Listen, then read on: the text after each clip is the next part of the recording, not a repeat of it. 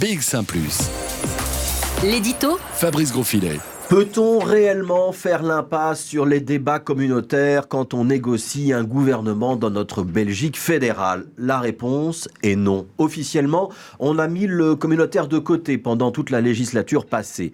Officiellement, toujours, on cherche une majorité simple pour la législature à venir, pas une majorité des 2/3. La réforme de l'État n'est pas à l'ordre du jour. Il s'agit de faire un programme socio-économique, de savoir ce qu'on va faire avec la sécurité sociale, la fiscalité, le Brexit, avec peut-être un chouïa de sécurité et d'immigration en plus. Mais dans les faits, pourtant, le communautaire est toujours là. Il était là à chaque fois que Theo Franken prenait des libertés avec la ligne officielle du gouvernement de Charles Michel.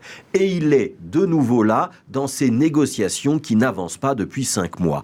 Paul Magnette d'abord et Rudy Demotte ensuite ont donc confirmé que ces dernières semaines, le parti de Bart De Wever a bien émis des demandes communautaires dans le cadre des négociations fédérales et la NVA ne les dément pas.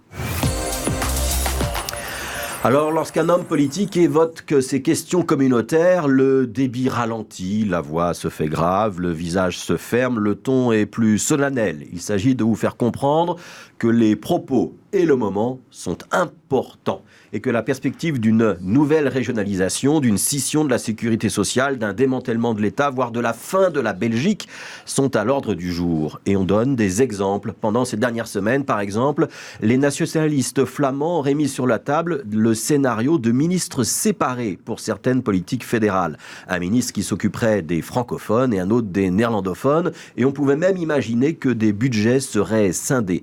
C'est une vieille idée qui date des années 70, un moyen habile de procéder à une régionalisation de fait sans même passer par la case révision de la Constitution, avec un danger évident pour les Bruxellois, puisqu'il aurait fallu choisir entre la politique flamande ou la politique francophone. Le meilleur moyen de diviser notre ville en deux est de lui imposer une cogestion de l'extérieur.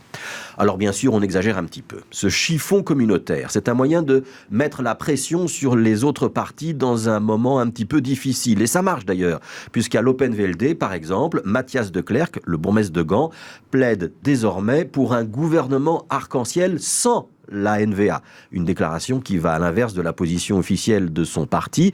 Une première brèche donc dans le front flamand. Ce ne sera pas suffisant. Et cela ne doit pas masquer non plus que sur d'autres dossiers, comme le refinancement de la sécurité sociale, la pension à 67 ans, les économies à faire pour atteindre l'équilibre budgétaire, l'immigration. Nos partis politiques sont aujourd'hui tellement éloignés les uns des autres, tellement antagonistes, qu'à la vérité, une négociation entre flamands et francophones, mais aussi entre gauche et droite, nous semble, à ce stade, quasiment impossible à réussir.